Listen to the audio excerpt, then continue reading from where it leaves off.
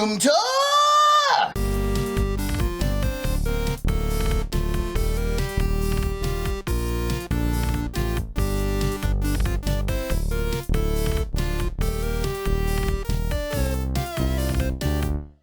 So it's that time of year again. I'm going to do a game room tour and show you guys kind of behind the scenes of where I film and pretty much just my whole entire game room, how I organize it, the kind of stuff I do.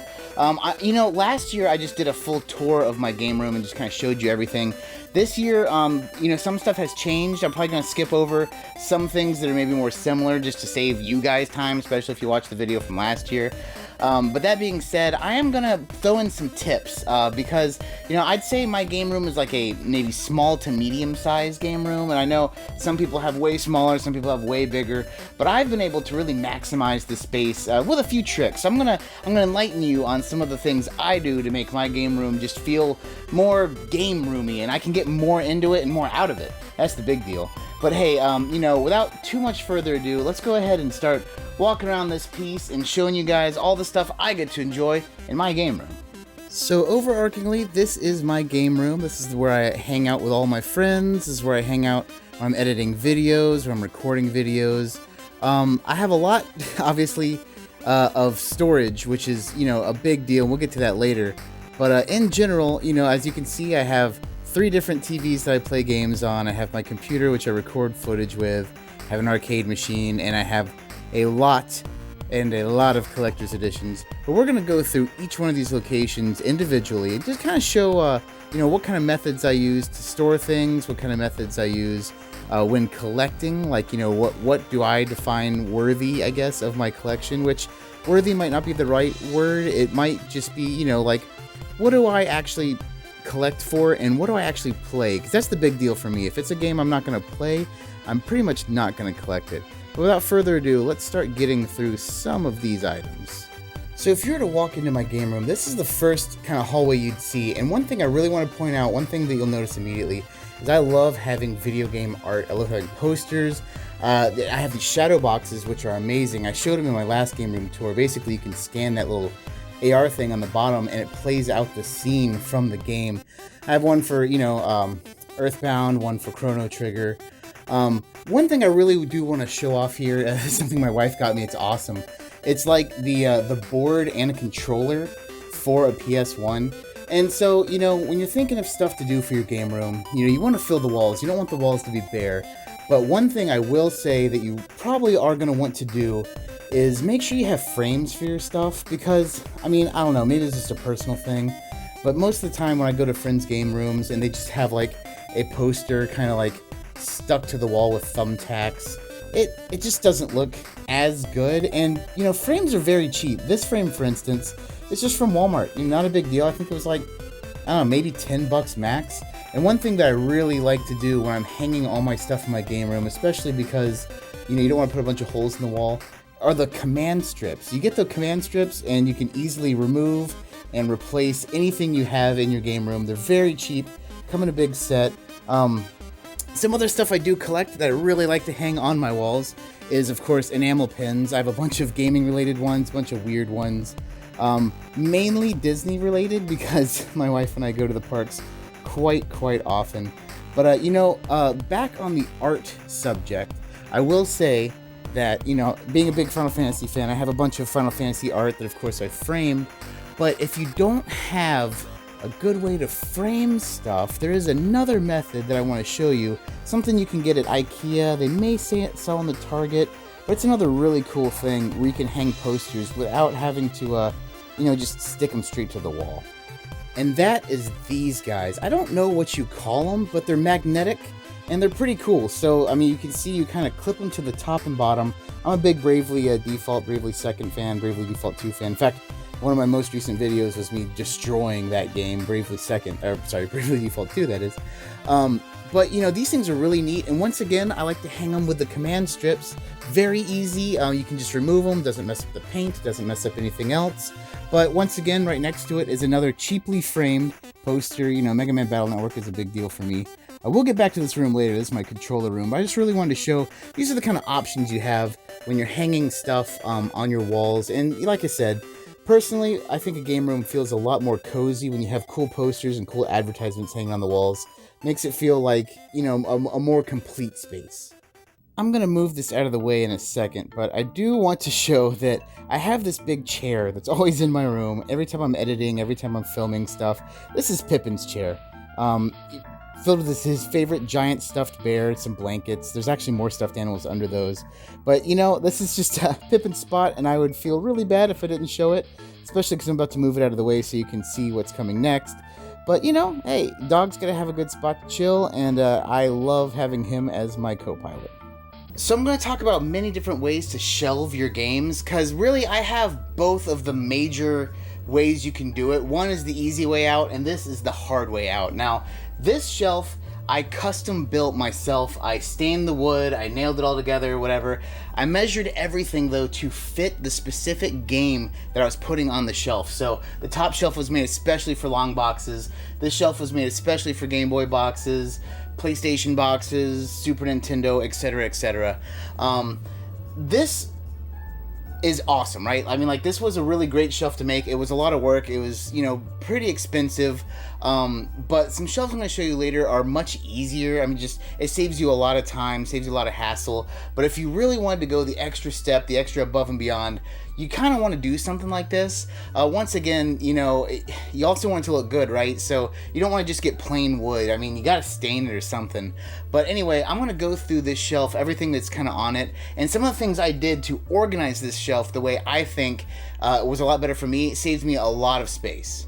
So starting on the top of this shelf, you can see I've stacked everything to the ceiling to get as much space as possible in my game room.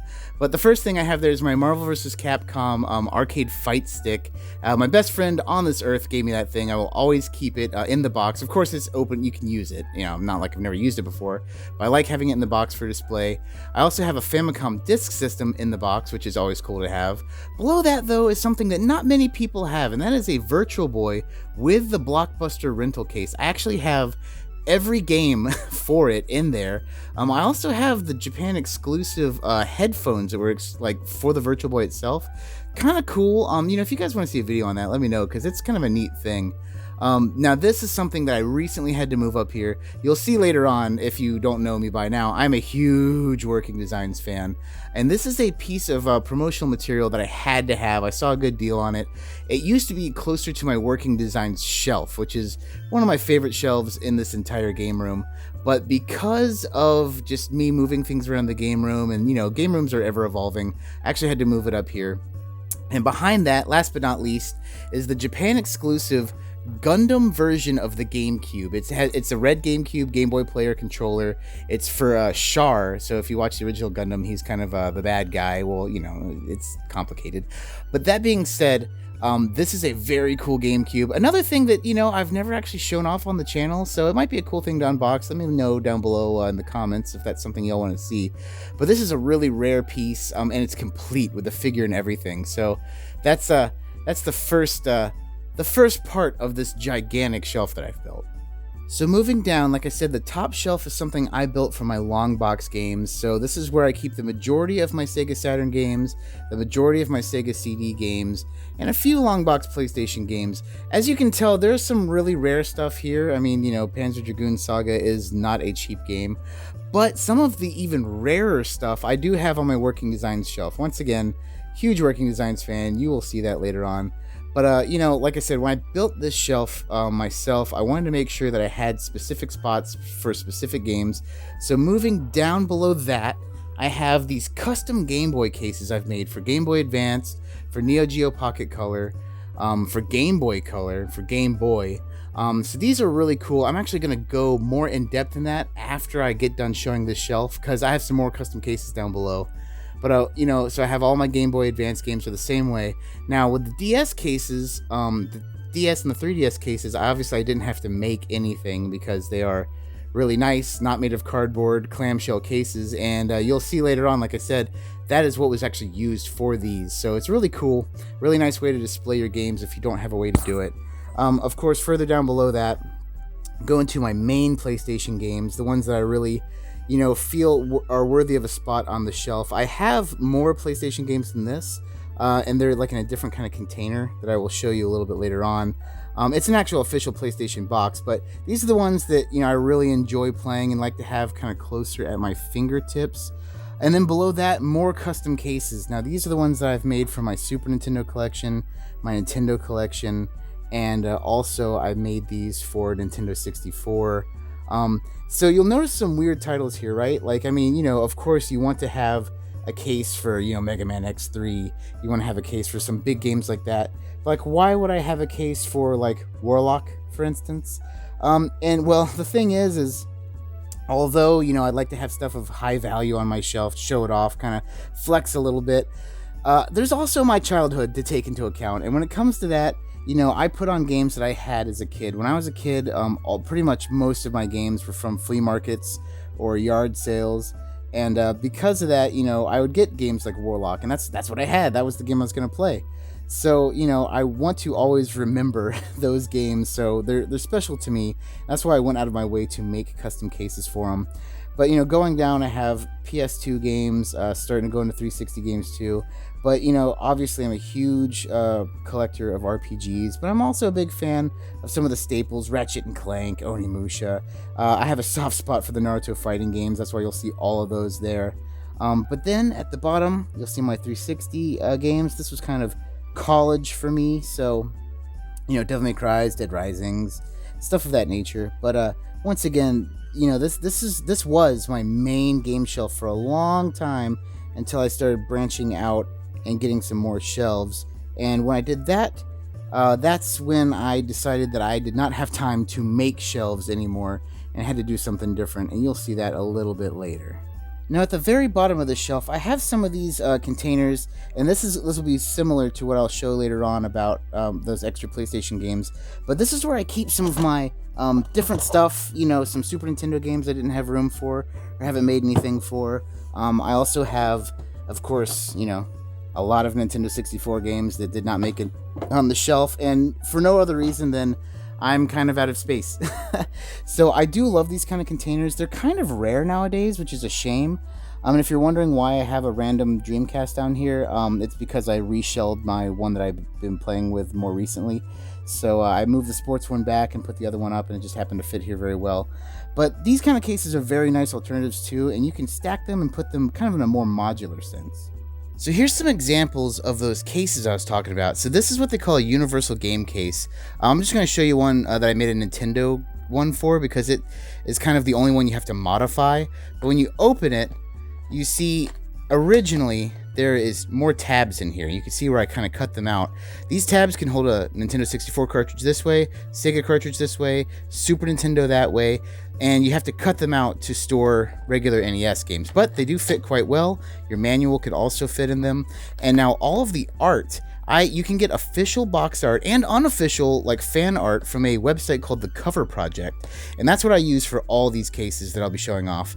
But something like this for your loose games is great, especially because collecting in box for me is not something that I really was ever interested in. I do have a few games that are complete in box, just because I had them from when I was a kid, or maybe I found a really good deal on them. But that can get so expensive, and it's one of those things where it is important. It's cool for like the heritage of it, but it's not something that I personally feel compassionate enough to put money towards actively, unless it's like a specific game, and you'll see some of those later on in my collection. So here's some other cases that are a little different. So I'm going to go in order of like easy to hard.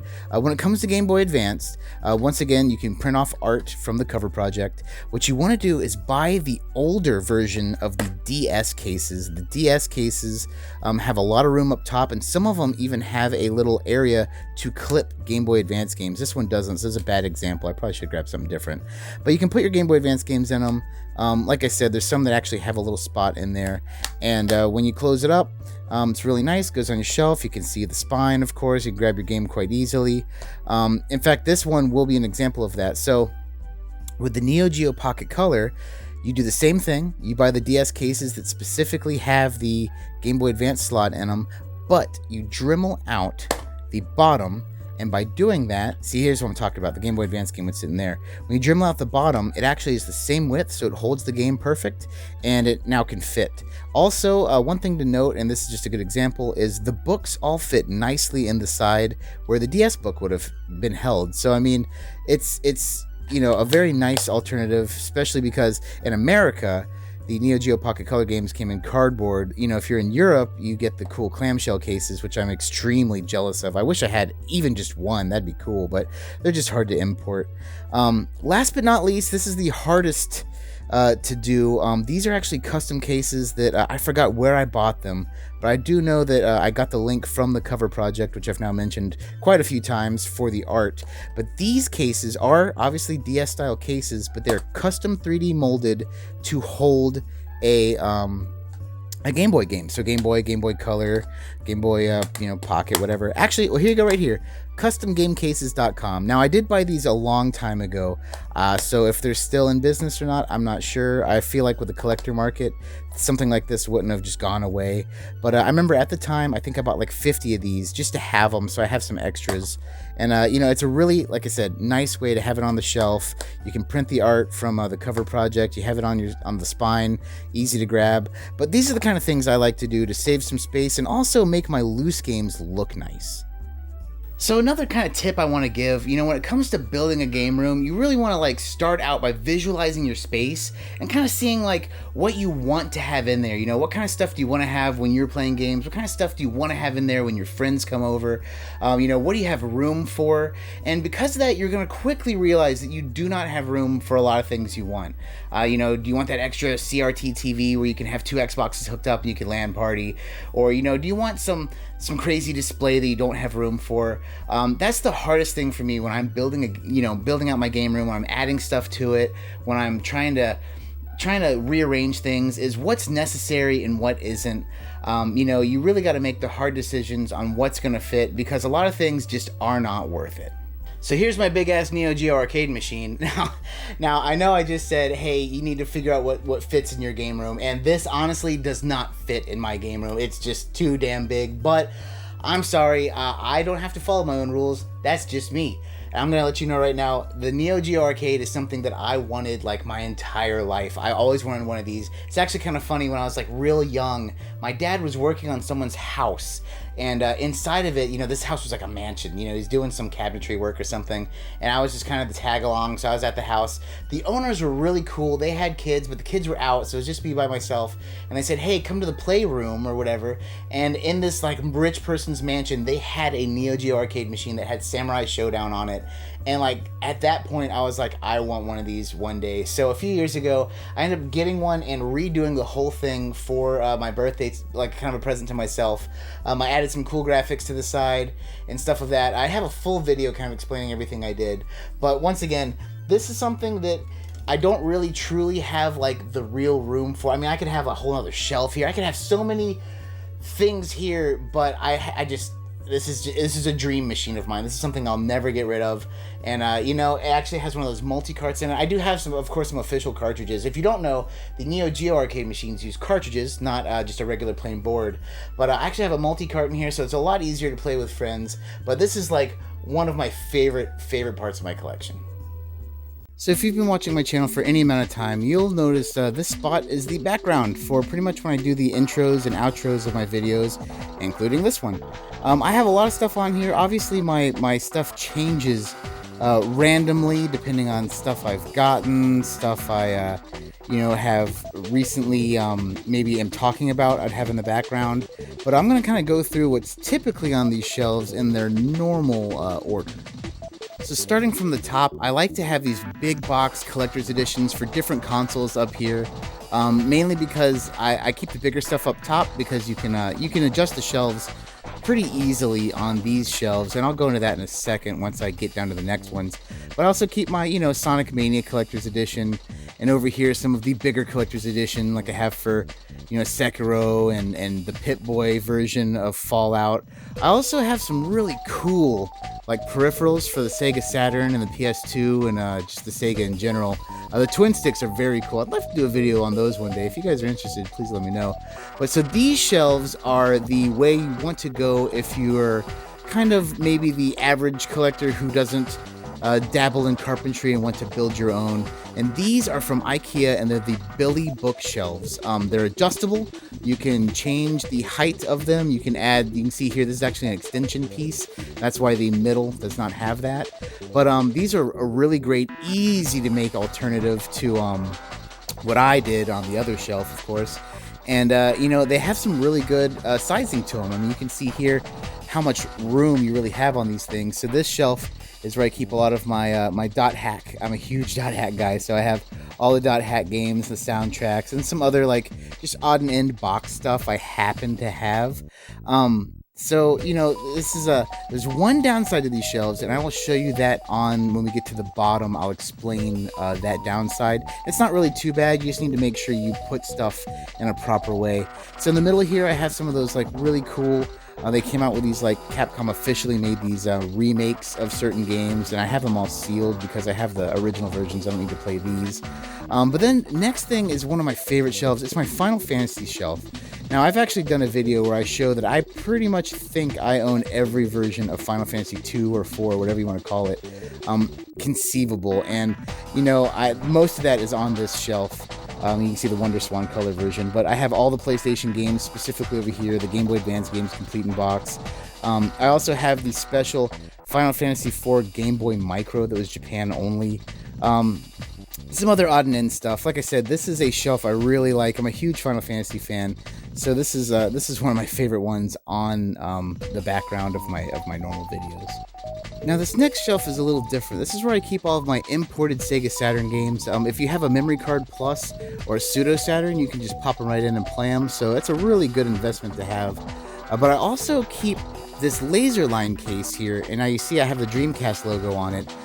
This is actually a custom kind of metal decal I bought, and I'll show you what this is all about here in a second. I will first just show that these are some of the games that did not make it in the case.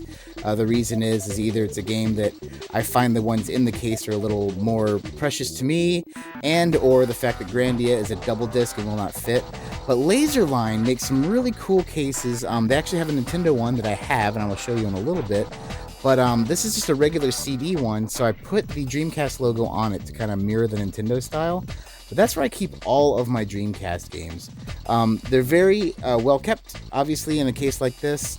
I put mine in ABC order, and a cool thing that I like about these cases is it has these little arrows here, and when you push them, the game itself pops out, slides right out, and you can grab it. Is very nice, and Laserline cases, the Nintendo one that I'll show you here in a little bit is rather expensive, but just a regular Laserline CD case is like $10-15, and this little cool Dreamcast logo thing I got, it's shiny kind of metal. I think I got this for like $3 on eBay. So stuff like that is kind of neat stuff you can do to kind of add some cool storage to your game room, but also make it look, pretty legit in my opinion. Now the next shelf over just has some knickknacks and paddywhacks and give a dog a bone. Nothing really special. But one thing that is on this shelf that's obviously front and center, you're looking at it right here, that a lot of people ask me about is, hey, Wolf, how come you have an Electrode card framed? Like, what the heck is that about? I mean, I know it's technically a rare card in the sense that, they have like a circle, a diamond, or a star being quote-unquote rare, but it's not a rare card. And the thing is, it's the story behind it. Now, you'll notice that most of my games I have in my game room are nostalgic to me, and most of the items in my game room have a story to tell. And this one is no different. Basically, it's a fun story. When I was a kid, real young, when Pokemon was coming out as an elementary school, I did not have, mini cards or any cards, actually. I had one booster pack to my name, and if you know, the booster packs back then, they would have one rare card and some other stuff. If you're lucky, you got a holographic. So for me, my rare card was this Electrode. Now, that would be reason enough to have it framed, but that is not the end of the story. What happened is I was on the school bus going to school, and I was actually playing Pokemon on my Game Boy. I had started a new game for some reason. I don't know why. I don't know if it was like the first time I had the game or what. But I remember I was sitting on the bus next to, I'll say a quote-unquote friend. And, as a joke, I'm in like the 3rd grade or something. I named my character like asshole or something like that, like a curse word. And I showed him for a laugh, and he was like, "Oh, I'm gonna tell the bus driver," and I was so scared. So my parents were very strict, and I was like, "Oh my God, I'm gonna get in all this trouble. You know, why would this guy do this? You know?" And he was like, "You have to give me your electrode card, and I won't tell." I gave him the card, and it was horrible, and just devastating. But then it's so funny because years and years and years later, I mean, like, we're adults now. Yeah, I run into this guy, and you know, I was like, "Hey, do you remember when this happened?" I told him the story, and we both had kind of a laugh about it because we had actually been friends since then. You know, it's just one of those weird things that kids do, right? That whole situation. But he was like, "Hold on a second," and he went home and he found he had the electrode card. He gave it back to me, so I decided to frame it, and that's kind of the story behind this thing. I know it's kind of a weird story, but it is because of that, it is forever going to be immortalized as a piece in my collection. Of course, moving on from that is another kind of weird shelf of stuff. So I have one of those Mario video game watches for Super Mario World. I have a couple of games that I really liked as a kid that I kept the boxes for. But the big part about this shelf are these laserline cases. Now, these are the actual legit Nintendo laserline cases, kind of mirroring the one I just showed you for the Dreamcast that I made myself. It's kind of cool, so it has Nintendo up here in shiny letters, and that's why I did that for the Dreamcast version. But this is what it looks like without the door open. So this one's obviously broken, and you'll find them in this condition more often than not, and I got this one for free because of that. But it's the same thing. You press the button on the side and the game kind of pops out. You slide them out. They're really nice cases. The two things that really breaks on these are the door themselves, because they're hung on a hinge like that and just fall off. And then the other part is this is what holds the door shut. So that's why I'm not touching the one on top. Right now it's holding pretty good, but a lot of times they'll just flop open, and that is such a pain. But I do love these laserline cases. If you can find them, they're really cool, but once again, they're also pretty dang expensive to find them in good condition. So I have shown this shelf off many times, but this is my working designs shelf, and it's my favorite shelf in the entire game room. Actually, I have some new additions on it that I'll show you in a second. But I have every working designs game basically past the TurboGrafx up. And I actually have 3 of the TurboGrafx games, so those are pretty hard to find. But Working Designs is great. They always included extra stuff. They have a bunch of really cool, like, holographic spine art. The guidebooks are amazing. You know, they had weird stuff like the Punch Puppet. So the cool new additions to this is I actually did a video on this recently, but there's a guy who's like kind of making games that Working Designs didn't make, but making them as Working Designs games. So that would actually be right here, Dragon Force 2, and then Thunder Force 5. So Thunder Force 5 actually was a Working Designs PlayStation game, but this guy has gone through and taken the Saturn version and made a really cool case with the holographic letters. I mean, it's above and beyond. You should definitely check out that video on my channel. It's pretty recent. I think it's titled something like, you know, New Working Designs Games in 2021 or something of that nature. Like I said, Working Designs is something I've always been a big collector of. I love to have all the TurboGrafx games to finish out my collection. If you're a Working Designs collector, you will know that there's disc variants. That's kind of where I personally draw the line, because it's hard enough to get a copy of like Magical Knight Ray Earth. Like, this game is several $100s, and the fact that you'd have to buy like 3 different copies to get all 3 disc variants, that's not ever going to happen for me. But, you know, if you're Working Designs fans, shout out in the comments down below, because these games are just fantastic. The quality's good, and the games themselves are also really, really good. So this is the shelf that's always directly behind my big stupid head when I'm doing my intros. You can't see it too well, but that in the back is the Panzer Dragoon, original Panzer Dragoon Japanese vinyl record that I have kind of in a record frame. This is a cool piece that my friend got for me. It's a Nintendo Power, and it's one of the ones that features a game created by Captain Nintendo, or Captain N, and he was at a convention, and my friend got him to sign this for me. So freaking cool. The other things I have on here that I really enjoy, I'm a big Tail Concerto fan, so I have the game and the Japanese book. Well, actually, this isn't the game. This is the Japanese soundtrack. I have the game on the other shelf. Other than that, I have the Game Boy Horror, which is a custom backlit Game Boy I made with a cool stand from Rose Colored Gaming. And then a couple other stands from Rose Colored Gaming for handhelds I really like. The Zelda Special Edition 3DS. That's just the regular DS, sorry. And the Famicom version of the Game Boy Micro. But yeah, Rose Colored Gaming makes really cool stands, and that's another cool thing to display some of your handhelds with.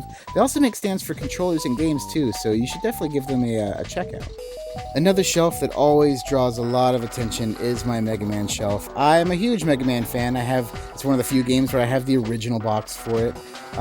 Big Mega Man Legends fan, so you see Roll down there, and you'll see Mega Man Volnut. But I just a bunch of little figures, some games. Most of the games are mixed in with other stuff.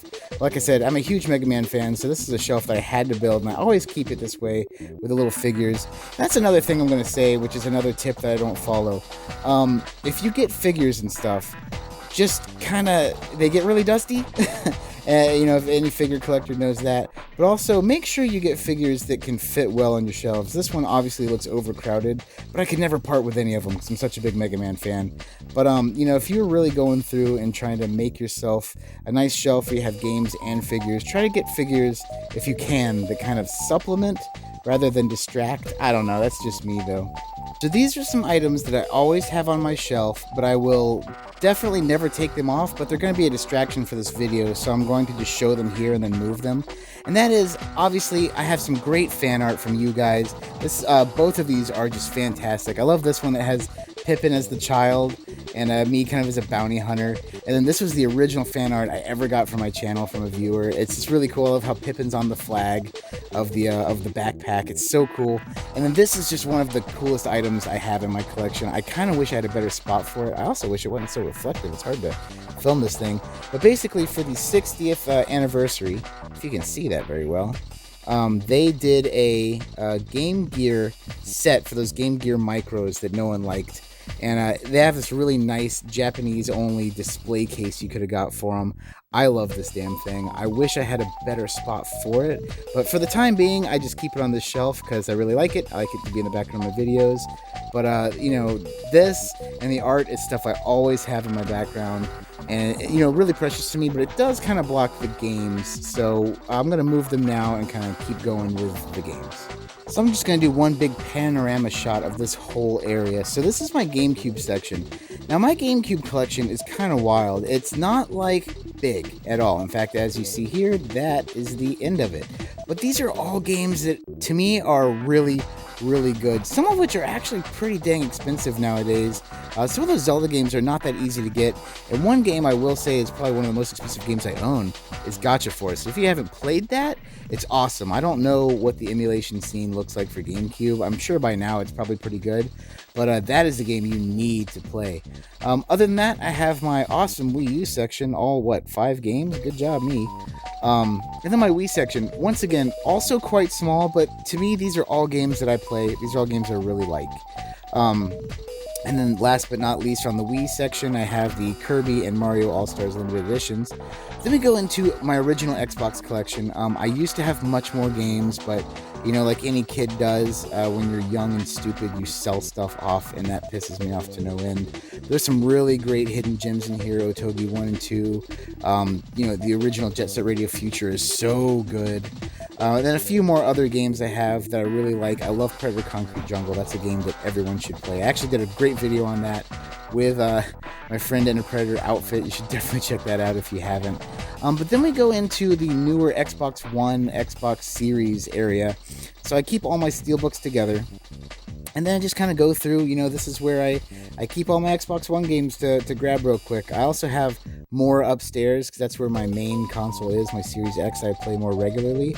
But this is just kind of the first layer of it. And you'll see down below is the next layer of these games from this generation. So like I said, I really had to kind of cram them in here because even though my game room is a pretty decent size, like most people, you only have so much room. And then I go into my very, very small PS4, PS3 area. I don't really play my PS4 very much. I'm planning on getting a PS5 because it's backwards compatible, in which case I'll probably get a bunch of the games that I'm obviously missing, like the God of Wars and stuff.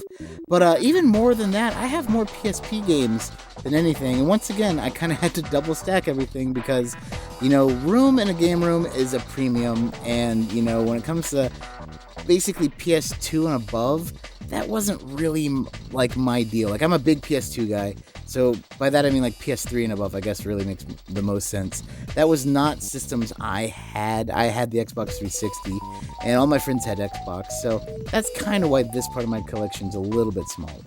Speaking of small parts of my collection, I do have all of these Genesis games. Not too many. I know, Genesis is very easy to collect for, but these just happen to be the ones I have. I'm always looking for more Genesis games, of course. Big Sega fan. Just growing up, I had the Super Nintendo. My buddy had the Genesis, so it's one of those things where I had some games, he had the other games, and we kind of shared. So anything in my collection for Sega, I actually got later in life. But, I also have a few 32X games, not many, 4 actually to be exact. But, a couple little books and some cleaning kits, and Sonic Jam 6, the best game ever. You should check out my video on that. It is absolutely fantastic. But like I said, my Sega game collection is short but sweet. I wish I had more games, but, I do like that they have been doing the hard clamshell cases since the beginning, which really makes it easy to display and easy to have those cases. A lot of people didn't throw those out. Unlike Super Nintendo and Nintendo, it was all cardboard. So now I'm going to show the downside of the Billy Bookshelf and the immediate solution all together. So the downside is when it comes to guidebooks, if you're a guidebook collector, they're going to bend these shelves. Now, a lot of people don't realize that guidebooks are really, really heavy. And I'm not just talking about like these, hardback ones. I'm talking when you start getting all of these paperback books in a row, you will see shelves flex. You will see shelves bend very easily. If you watch other YouTube channels, you'll see all the time people who have a big shelf behind them. Any shelf that has a ton of books on it, that thing's looking like a U shape. But I mean, here's my guidebook collection. I have a ton of them. I'm always collecting guidebooks. A big fan. If you ever want to see a video, I don't even know what kind of video I do on guidebooks, but I have a lot of them. In fact, I have a whole Zelda section. Basically, starting from here on is all Zelda guidebooks, Nintendo Powers. These are something I really like collecting. It's not something that I like really actively pursue. It's one of those things where, like, if I see something, I'll pick it up. But I don't know if we got any other guidebook collectors in the house, but if so, drop that in the comments down below, because I have some pretty rare ones. If there's anything you see that stands out to you, let me know what you think, because some of these are extremely hard to get. Now, this is another recent addition to my game room. This is a shelf that I built. I actually did a whole video on it. I got one of those GameStop shelves that holds their handheld games and kind of made this custom shelf out of it. Now, I keep a lot of my really neat weird stuff in here, my Ray Earth Game Gear, my Wonder Swan. I mean, you're seeing it all here, my Neogeo Pocket Color, and some of my more rare handhelds. Some of them I've custom done myself, like that Super Famicom one, and it's also where I keep my last 3 Working Designs games. I'm a huge fan of this shelf. I'm really glad that I got it for free. Actually, I got 2 of them. I gave one of them to a great friend of mine, Gamer Aimer. Actually, you should check out her channel. I have it linked in my channel's links. But one thing I did to this shelf, just to make it pop a little bit more, I put this Nintendo sign on the side as a decal that I got from a friend of mine. It's just really neat. And stuff like this is kind of creative solutions to house some of your stuff, but also display it at the same time. Like I said, this does take a good bit of room, but also it shows off everything very, very nicely. So when I am doing my gaming, this is my main TV. It's a giant flat screen TV, of course. I have it hooked up to a surround sound, and I have a lot of stuff hooked into it. Of course, I have some cool movie posters and marquees up top too, and a lot of my VHS collection on the side.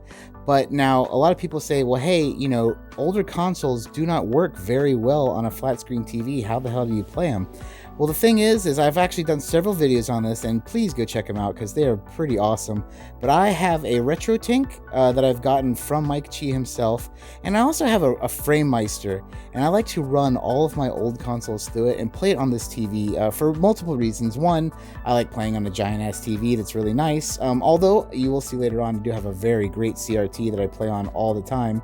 But 2, it makes it easy for me to record gameplay footage. Now, my capture card built into my computer, I can run it straight to the capture card and straight to this TV, so I can be recording while playing very comfortably on my couch.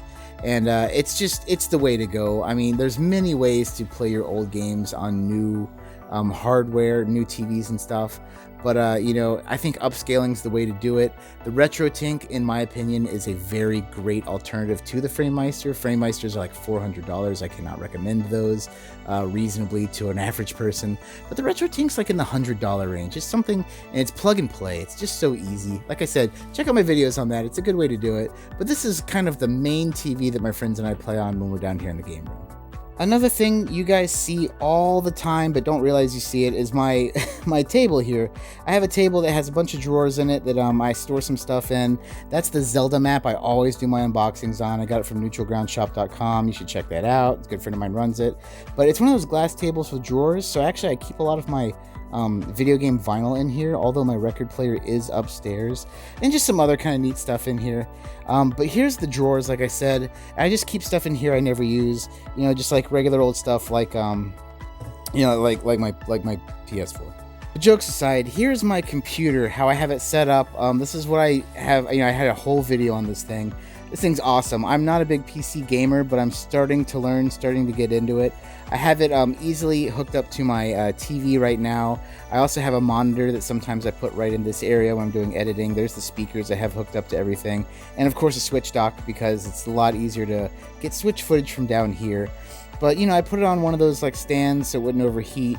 I have a whole video on this computer, and I had my really good friend James help me build it. So once again, check that out. It's a pretty cool thing. And it's something that I use now like multiple times a week for editing, and then also I'm starting to get into PC gaming. So if you guys are PC gamers, this thing is very powerful. So kind of let me know what games I should be checking out. Something that I can't get on console, that would be ideal for me, because I like to have new experiences.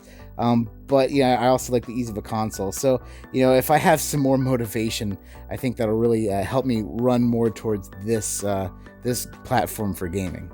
So then we have my retro setup. So I have this stupid video switcher thing. It switches 8 consoles, and I'll show you all the consoles I have switchable on it.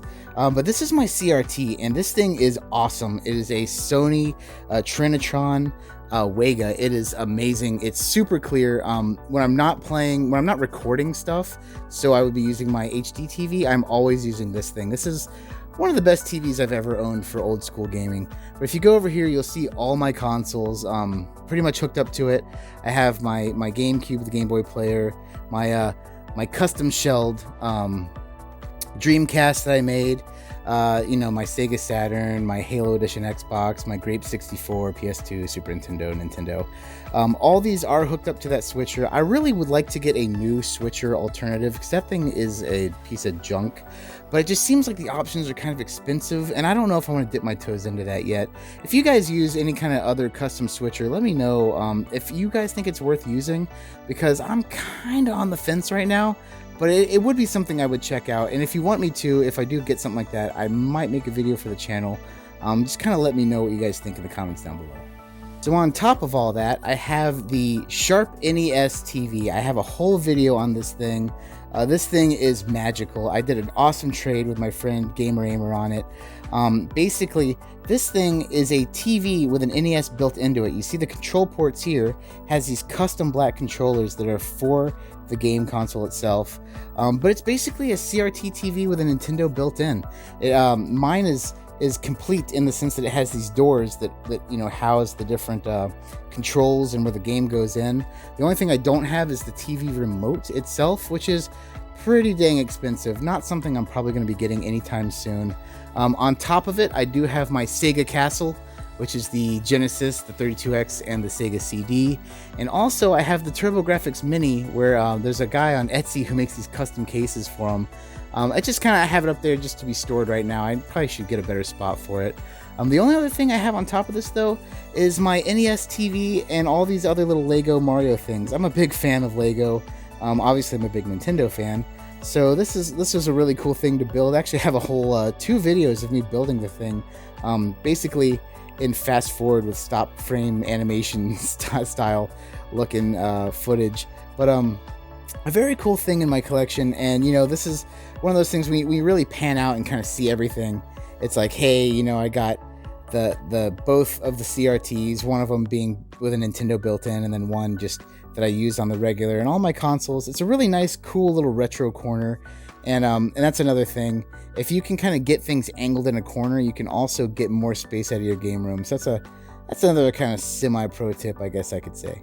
So this shelf is the reason why I have not filmed this video sooner, and that is because every single time I go to film it, I get a new Switch game, and when I get a new Switch game, I inevitably have to rearrange this whole damn shelf, And I was just like, look, if I don't film this, I'm never gonna film this. But this is my Switch shelf, and you know, I'm gonna go through the shelves individually here in a second, just so you can see everything a little better. But one other pro tip I'm gonna give, which is one that I obviously don't follow, is don't buy collector's editions. Do not buy collector's editions of anything. My God, they're way too big. They take up so much space. I mean, they're awesome. Like, trust me, I love it. I'm gonna keep doing it. But if you're trying to save space in your game room, I mean, look at Streets of Rage 4. Jesus, the thing is massive. It's something that I can wholeheartedly say, if you are not a person who's into collector's editions like I am, steer clear of them. It's a horrible addiction. But let's kind of go through what's on these shelves. Before I go through the shelves, I will say that originally on the top, I had this Nintendo sign. But if you watch my social media at all, last fall, this thing fell on my head and I had to get 8 stitches. So for the time being, until I get some kind of better solution, this thing is going to live next to the shelf and not on it. Starting from the top though, you have that massive Streets of Rage 4 Collector's Edition, and pretty much, if you look at anything on this shelf, I have 99% probably done an unboxing on it. Some I haven't though, so if you want to see one, put it in the comments below and I'll either direct you to the video or I will make the video, because I know, for instance, I have not done one for Xenoblade Chronicles 2, because I got that game before I started the channel. But the top shelf has some of the bigger collector's editions, so Xenoblade Chronicles 2, the Master Blaster double set, the Link's Awakening that I got imported from Europe, and of course that Daemon X Machina, huge orbital edition that comes with the awesome figure.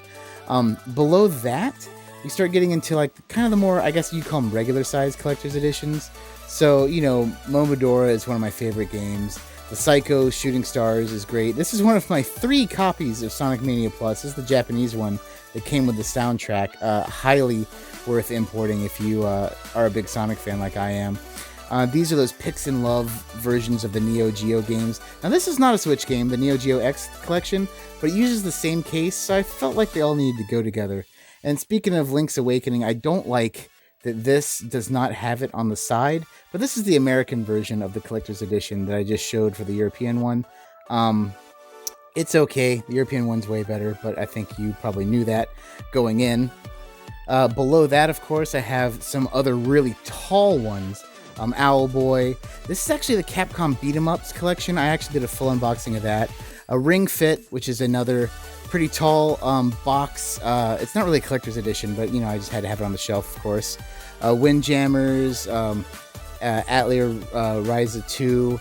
Another one that I really loved doing the unboxing for was the Xenoblade Chronicles Definitive Edition European version. That actually has a vinyl record in it, and that's why I have it there with the Shulk amiibo. This is the Mega Man box set that you could have imported from Japan. It's actually one of my earlier videos that got like over 100 views, so that was a really fun surprise for me. And then of course the Mega Man 11 big box version. Now down below is where I keep just my average regular old Switch games, and I have a ton of them, and I even have more upstairs, and you'll see later on I had some that wouldn't fit in here anymore because this has now become full, sadly. But there's some games in here that I had to actually import in, you know. Some of the different like Final Fantasy collections, they actually made physical copies of. I Am Setsuna is a good example of that as well. But, you know, I have a bunch of cool games here, stuff from Limited Run, and then of course I have a few Steelbooks. Down below that, get back into the bigger collector's edition again. Octopath Traveler and Blasphemous are 2 of my favorites. Night Trap was a cool thing just to have. The Panzer Dragoon remake, another Shantae game, of course. And then we have here all these hard chipboard boxes here in the middle. These are all those NIS games that are just really high quality games. Their boxes are really nice. In fact, these are all NIS games up until Giraffe and Annika. But yeah, then you got Ikaruga, which actually I never did a video on. I got it and I just got so busy at the time I totally forgot. And here's some more games, of course, that don't fit up top, which is a shame. Going down below, I have some of the boxes for the mini consoles and some special editions kind of mixed in. So Hyper Light Drifter, the boxes for the NES and SNES Mini and the Genesis Mini, Crosscode and Ease, and of course, you know, Starlink, because I got that for $5 during Black Friday. At the very bottom, the last shelf, last but not least, is I have very few Amiibos, and I have some more later on I'll show you too. But this is just where I keep some of my Amiibos. because I don't want games being like all the way on the bottom because I'm going to try to grab them. So this is just some Amiibos that I like. Big Terry Bogard fan, so I had to pick that up actually last week along with a Banjo one. Plus it looks really cool with that lighting. So these are my last two shelves I'm going to go through. Basically these are behind my couch where I game, but I keep some cool stuff on here. So this is the Onimusha 3 Katana PS2 controller. I've never done a video on that. Maybe I should. It's kind of a crazy thing. Another thing I haven't done a video on actually is the SNK Heroines Big Box Collector's Edition, because I got that before my channel existed. Of course, I have the actual box for the TurboGrafx Mini, the Collector's Edition for Majora's Mask for the 3DS. And then, like I said, this is where I start getting into some of the other Amiibos I have. Just, you know, I kind of have Amiibos behind me because, you know, it's a place to store them, show them off. Got the Ni no Kuni 2 box set. That was like 35 bucks way back when. And, you know, just some other little boxes, odds and ends. And at the very bottom, I have a light gun for the Sega Saturn. I think that rounds out my total light guns for Sega Saturn at 3. But anyway, I got one more shelf to show you. That is the opposite shelf of the last one. And so I don't have too much on here. You know, I have an original NES big box. I have the Nuka-Cola Quantum and the Final Fantasy 15 Jones sodas. This is actually the shelf where I keep all of my limited run games, Neogeo Collection games. I now have all of them that have been shipped. I have, 1 through 10 have been shipped so far. This Samurai Showdown box actually goes with number 7. But that being said, I have not missed one yet, so the other ones just have not been shipped yet. Some more Amiibo, you know, gotta keep going with the Amiibo. And down below, I have my Rob the Robot holding a Dasani water from Star Wars Land. A little dusty, sorry about that. My Baku Go figure from My Hero Academia, best character. Fight me on that one. And of course, a slime controller, because no collection is complete without a slime controller. And last but not least, is another one of those kind of game drawers like I talked about earlier. And this is the one where I keep some extra PlayStation games. Get it in there. And so, you know, these things are really cool. This one I like especially because it has a thing on the front. I don't think you can see it too well from here. There's a part on the front that holds memory cards. Like I said, you can't see it too well from this angle, but it's kind of cool because it holds memory cards as well as games. So other than that, I have one last part of my game room to show you, and that will be wrapping it up. Now, we've already been in this room once to talk about posters, but this is my controller room. So I have a cool PlayStation sign, and I got to make sure that thing never falls on my head. Starting up top, I have a bunch of those brawler controllers I got from Retro Fighters. Those guys are awesome. You should check out my video on them. I have the mail-away version of the Wii Famicom controller. These were super rare at one point. I had just a bunch of VHSs because, you know, everyone likes VHS tapes. But then going back down to my main controller area, I have a whole bunch more of the Striker controllers I also got from Retro Fighters. I have my Dreamcast controllers, of course. Going below, you know, if you're going to be playing GameCube, you need some Wavebirds, so you need to have 4 Wavebirds. Big pile of multicolored 64 controllers. All my Wii controllers, including the Wii Golden Nunchuck, which was a mail-away only. Below that, I have some of my fight sticks. So I have one for the Sega Saturn, I have one for the Dreamcast, and I have one that works on PlayStation 1 and 2. Below that, light guns, various light guns. We have over here Xbox controllers. Over here, various PS2 controllers and some Saturn controllers. A big thing of SCART cables.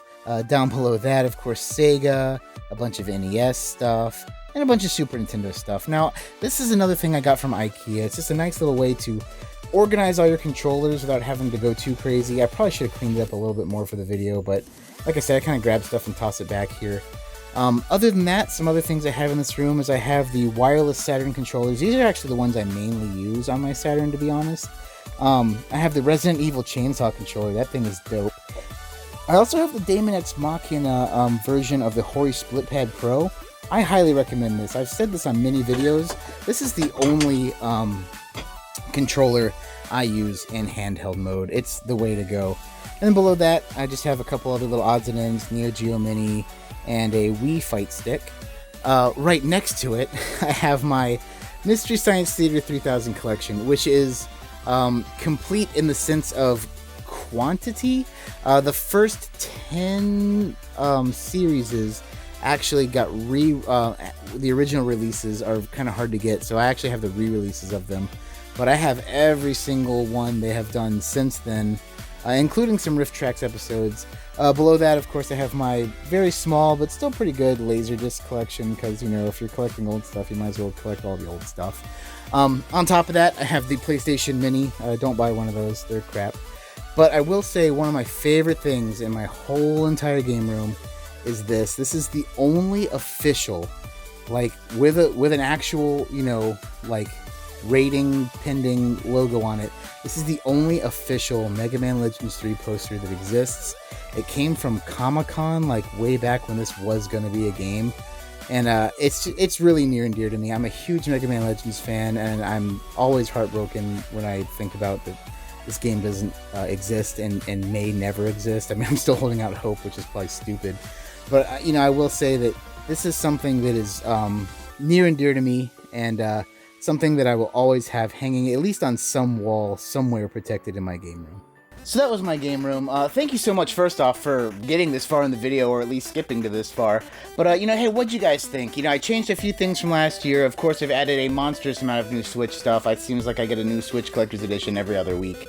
But, you know, what do you guys think? Hopefully my tips helped you out some, even the ones I don't follow.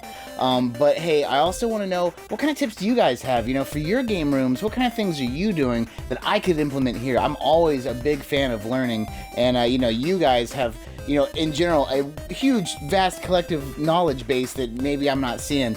But hey, that being said, another thing, like I said in the video, anything you saw in my video, any like weird item, game, movie, whatever, if you want me to do a review on it, or an unboxing, or maybe something I haven't done on my channel, please also put that in the comments below. I serve you guys. I want to make sure that I'm making the content you guys want to see. So hey, that being said, you know, leave it in the comments below, and I'm really interested to see what you guys think about my game room. That's going to do it for us today, guys. Once again, thank you so much for watching. Thank you so much for subscribing. If you haven't, please do. It'd mean the world to me. You know, hey, leave a thumbs up, thumbs down if you feel any kind of way. And, you know, comment on anything we talked about, anything you saw. You know, like I said, I want to make more stuff for you guys. So if you want to see anything, please let me know. And, hey, as always, take it easy.